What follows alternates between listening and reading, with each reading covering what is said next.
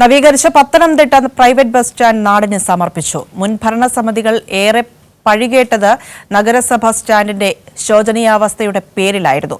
പത്തനംതിട്ട മുനിസിപ്പാലിറ്റിയിലെ ഇടതു ഭരണത്തിലാണ് വികസന കുതിപ്പ്.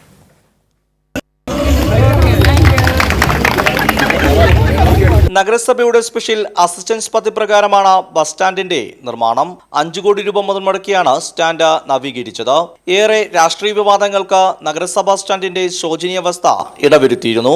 ഇവിടെ പരിഹാരമില്ലെന്ന് വിധിക്കപ്പെട്ട ഒരു പ്രദേശത്താണ് ഈ കാര്യങ്ങൾ നടത്തിയെടുക്കാൻ കഴിയും എന്ന് ബോധ്യപ്പെടുത്തി കൊടുക്കുന്നത്. സമയബന്ധിതമായി ഈ പ്രവർത്തനങ്ങൾ നടത്താൻ കഴിഞ്ഞു എന്നുള്ളതാണ് ഏറെ മാതൃകയായി നിൽക്കുന്നത്. പത്തനംതിട്ട നഗരത്തിലെ ഏറ്റവും പ്രധാനപ്പെട്ട വാണിജ്യ കേന്ദ്രമാക്കി ഈ സ്റ്റാൻഡിനെയും പരിസരത്തെയും ഉയർത്തുക എന്നുള്ള ഉദ്ദേശത്തോടു കൂടി മാസ്റ്റർ പ്ലാനിലെ സ്പെഷ്യൽ പ്രോജക്റ്റ് ഈ ബസ് സ്റ്റാൻഡിനും പരിസര പ്രദേശങ്ങൾക്കുമാക്കി വെച്ചിരിക്കുകയാണ്. നഗരസഭാ സ്റ്റാൻഡ് ഉദ്ഘാടന വേദിയിൽ ഭരണപ്രതിപക്ഷ അംഗങ്ങൾ ഒരുപോലെ പങ്കെടുത്തു. പ്രതിപക്ഷ നേതാവ് എ ജാസിംകുട്ടി കൗൺസിലങ്ങൾക്ക് വേണ്ടി വേദിയിൽ ആശംസ അറിയിച്ചു.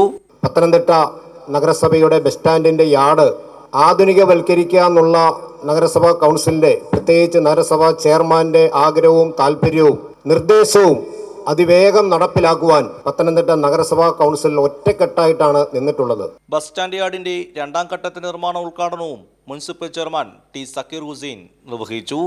കൈരളി ന്യൂസ്, പത്തനംതിട്ട.